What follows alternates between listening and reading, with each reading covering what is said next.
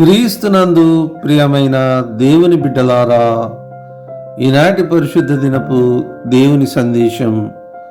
మీ హృదయమును కలవరపడనీయకుడి, దేవుని యందు విశ్వాసముంచుచున్నారు, లేక దేవుని యందు విశ్వాసముంచుడి, నా యందును విశ్వాసముంచుడి. నా తండ్రి ఇంట అనేక నివాసములు కలవు, లేని ఎడల మీతో చెప్పెదను. మీకు స్థలము సిద్ధపరచ వెళ్ళుచున్నాను. నేను వెళ్ళి మీకు స్థలము సిద్ధపరిచిన ఎడల నేనుండు స్థలములో మీరును ఉండులాగున మరల వచ్చి నా యొద్ద నుండుటకు మిమ్మును తీసుకొని పోవుదును.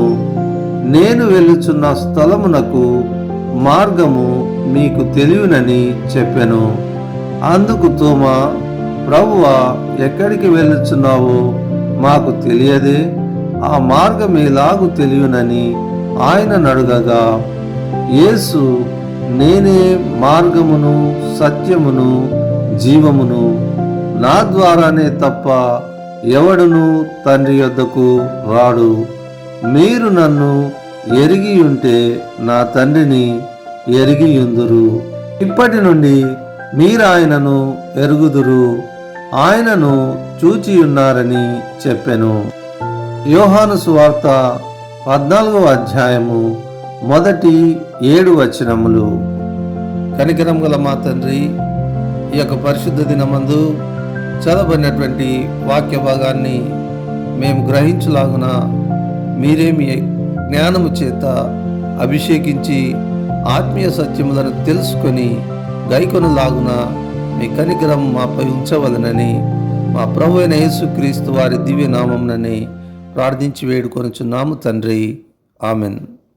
ప్రియమైన దేవుని బిడ్డలారా, ఈ వాక్యమునందు ప్రభు అయిన యేసుక్రీస్తు వారు ఈ లోకమునందు తన పరిచర్య చివరి ఘట్టమునందు తన శిష్యులను ఉద్దేశించి ఈ మాటలు తెలియజేసి ఉండెను. అదేమనినా, మీరు తండ్రి యందు ఏ విధముగా విశ్వాసముంచుచున్నారో ఆ విధముగా నా పైనను విశ్వాసముంచుడి. నేను తండ్రి యొద్దకు వెళ్ళి మీరు నాతోనూ నేను మీతోనూ ఉండుటకు మీ కొరకు నివాసములను సిద్ధపరిచెదనని, మరల వచ్చి మిమ్మను కొనిపోవదనని ప్రభువు తెలియజేసి ఉండెను. అంతేకాక నేను వెళ్ళు మార్గము మీకు తెలియనని ప్రభువు తెలియజేసి ఉండెను. అప్పుడు తన శిష్యుడైన తోమా ఈ విధమున ప్రత్యుత్తరం ఇచ్చుచున్నాడు. అదేమనినా, నీవు ఎక్కడికి వెళ్ళుచున్నావో మాకు తెలియదే, ఆ మార్గము మాకెట్లు తెలియను, మాకు తండ్రిని మాత్రము చూపించమని ప్రభువును అడిగినట్లుగా మనం చూస్తున్నాం. ఆ మాటలకు ప్రభువు ఈ విధముగా ప్రత్యుత్తరం ఇచ్చుచున్నాడు. అదేమనినా, నేనే మార్గమును సత్యమును జీవమును, నా ద్వారానే తప్ప తండ్రి యొద్దకు ఎవడును వెళ్ళడని ప్రభువు సెలవిచ్చుచున్నాడు. అంతేకాకుండా తన్ను చూచినవాడు తండ్రిని చూచి ఉన్నాడనియు, ఇప్పటి నుండి మీరు తండ్రిని ఎరుగుదురనియు ప్రభువు సెలవిచ్చియుండెను.